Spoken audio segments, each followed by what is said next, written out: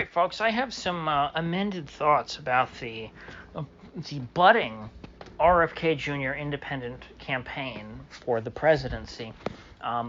I was kind of puzzled. I think my hot take, if I remember correctly from Saturday, was that I didn't see how he would make a huge impact because of, one, ballot access, unless he ran as a libertarian, and two, money. I mean, he does not, he doesn't have Ross Perot money, and he also doesn't have Ross Perot media connections anymore. He used to be very good friends, apparently, he says, with Roger Ailes at Fox News, so he would be able to get on Fox News if Roger Ailes was still alive, which he's not. He's dead, long dead and gone.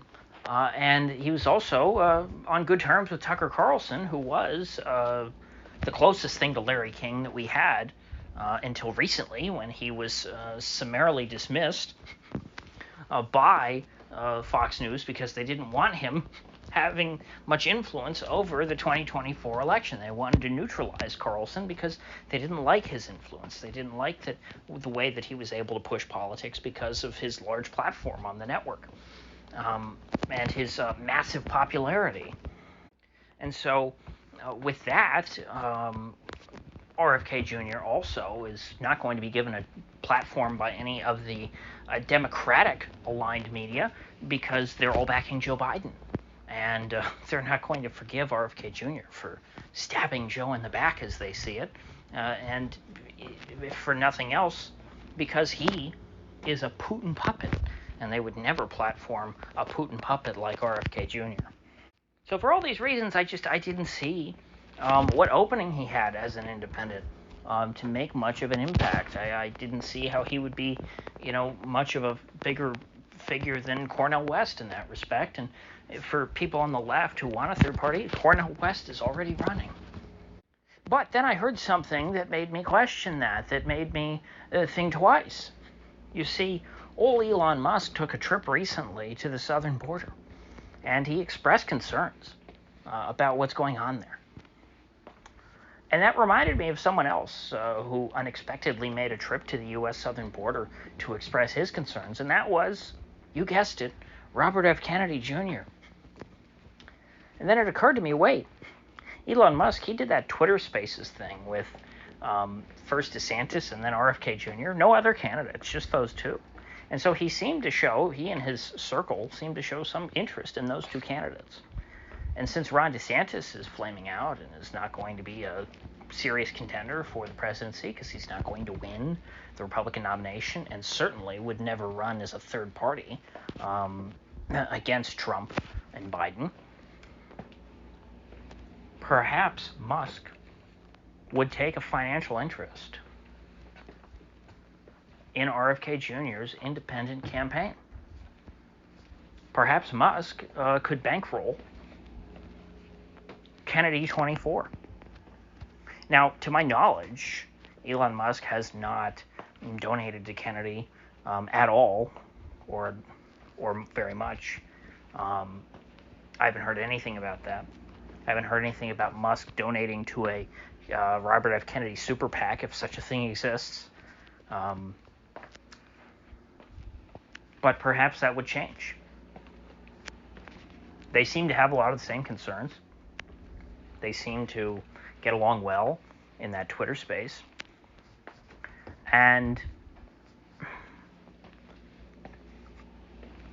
I don't know how you would mount an independent presidential campaign unless you had backing of one of the richest people in the world, or in the case of Elon Musk, someone who has been in the past and might be again in the future. I don't think he is currently the richest man in the world. Now, I don't know if that hurts or helps RFK Jr. politically, but it would help him financially. It would allow him to actually run a campaign. It would allow him to, hold big events. It would allow him to buy advertising. It would allow him to make his voice heard. And if, in addition to that, he somehow were able to convince the Libertarian Party to nominate him, the ballot access issues would be taken care of, as I've discussed. Although I think that's a tough road to hoe, even though the Libertarian Party in the past has been very open to whoring themselves out to failed politicians who are just not big enough names to get nominated by one of the two major parties.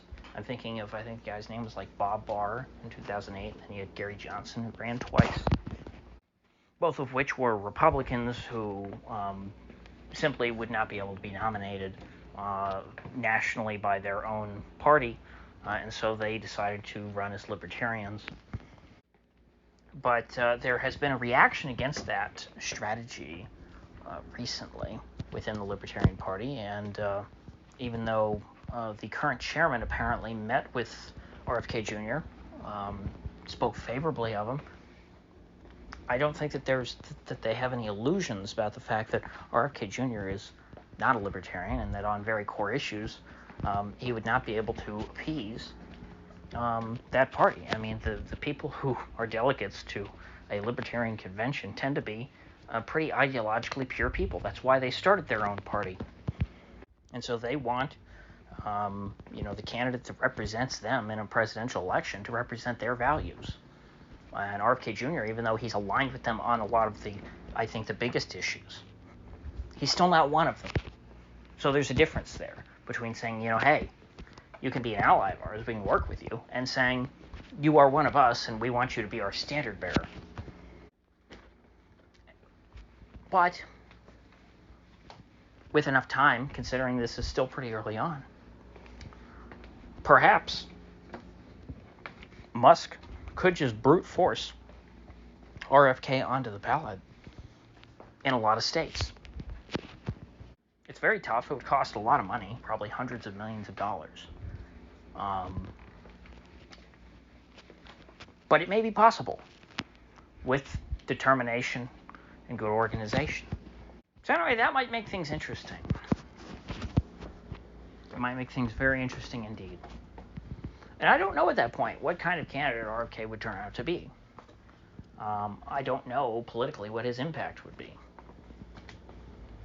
But these are just the prerequisites for being able to mount a true independent run. I'm not speaking at all to his ability to win or to make a significant impact. One thing's for sure, I think he definitely has the skill. He has the presence of someone who could run a reasonable presidential campaign. And I think given a true platform, given the funding and everything else that a major party candidate gets, I think that RFK Jr., like Ross Perot back in '92, people forget Ross Perot shot himself in the foot by dropping out and then coming back into the race half-heartedly at the end. He was coasting essentially since like September, I think, was when he dropped out of the race and then came back in. It was a weird situation. I wasn't alive back then, so I obviously don't remember, but I don't quite understand the details. But I know that Ross Perot should have done a lot better than he did. And so I do think that an independent run is possible. It's just it's never truly been tried correctly. There's never been a fair shot. You've never had an independent candidate who had the same resources as a major party candidate. And so Musk, especially with all his connections and things and his rich friends, they could certainly provide that to RFK. So with that said, I'm gonna stew on this. I'm gonna think about it some more, and I will see you folks back here tomorrow.